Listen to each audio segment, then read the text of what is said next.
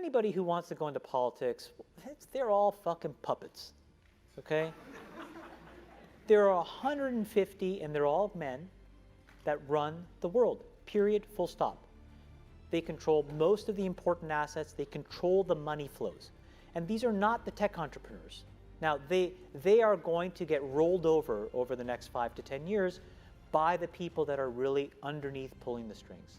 And when you get behind the curtain and see how that world works, what you realize is it is unfairly set up for them and their progeny.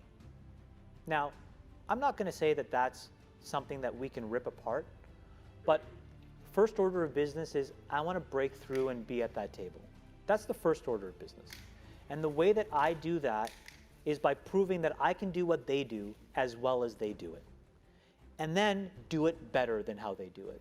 Because at the end of the day, they are commercial fucking animals. Okay? And they'll open the door out of curiosity and they'll let me stay because I add value. And then once I'm there, I can open the door for other people who can try to do the same thing.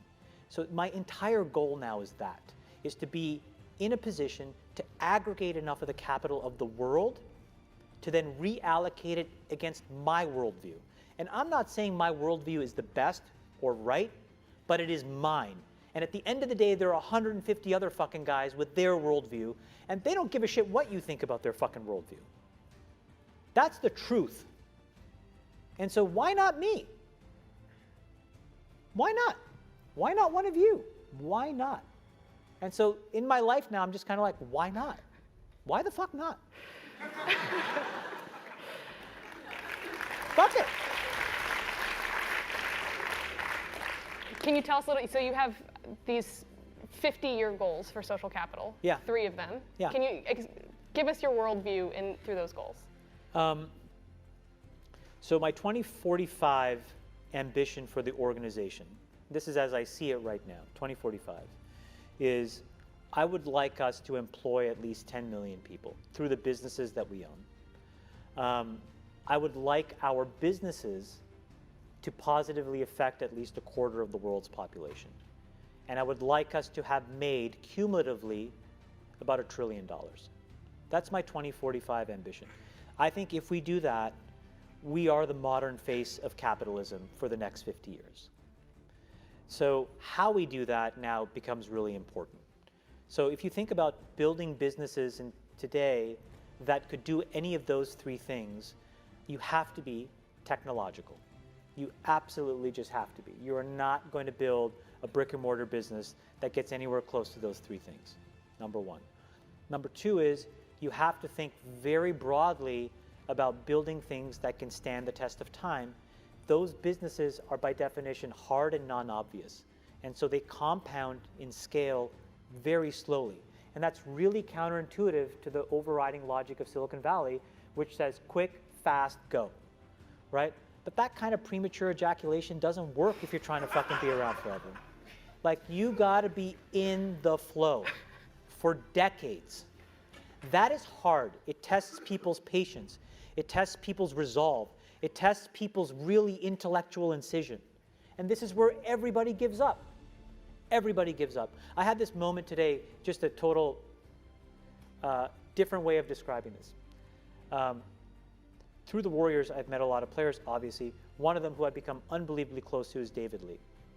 David Lee just got engaged to this unbelievable woman, Caroline Wozniacki, tennis player. Anyways, we were working out this morning, okay? Couples workout. Me and my wife, him and his fiance. So we're doing this thing, this treadmill thing, which my trainer concocted. And I'm in pretty good shape. And then you see what it really means to be extremely dedicated, in their case, to something which is physical fitness, because they're professional athletes. When I give up, right, when the average human gives up, their brain goes into fucking overdrive. Okay? And they're like, there's this next level burst.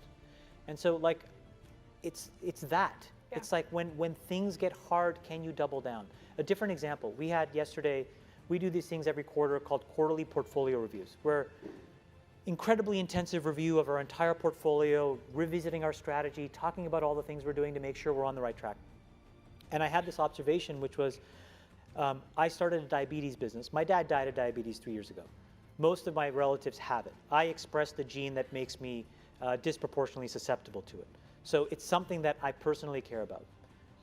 But that business took 7 years to get to a place where we even have a chance of being viable.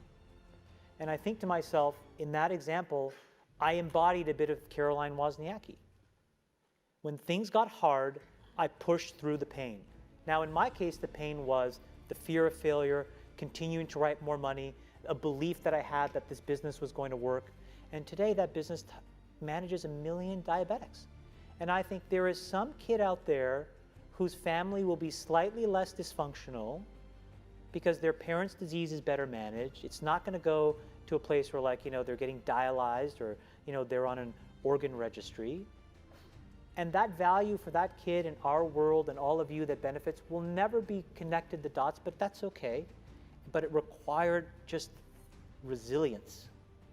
And I'm proud of that. Yeah. And so I want to bring back a little bit of that here so that it's not quick, fast, 5 million users, 10 million now, flip it, sell it, great, celebrate. It's like, hey, let's work on some hard shit together. Let's like buckle down and look each other in the eye and say, we're going to support each other here. This is going to take 7 or 8 years. But if it works, it will really mean something. And it's something that matters to you for something that's other than just simple motivation of the social capital you get from your friends or money in the short term and winning bigger, longer term. We're missing that, and I think like part of our success will be if we can stay focused on that. Our education portfolio is another thing. It literally looked like a train wreck for 3 years, where everybody has always said you never invest in education. And my thing was, it's not about education. This is about human capital development. It's about, for every one of you who's so smart that got into Stanford, think of all the people who could be as capable. I'm not asking you to empathize with them, but I, as a capitalist, want a starting line where all of those people can run a race so that I can pick the winner. No offense to any of you here. And it took us 3 years where now those building blocks exist, and I'm like, wow. How many times did I have to look at my partners and say, no, the easy answer is to walk away, the hard answer is to double down, we have to support this business. That culture is missing here. So part of what we're trying to do to achieve those goals is like take really big, audacious points of view on the world and then train ourselves to be patient.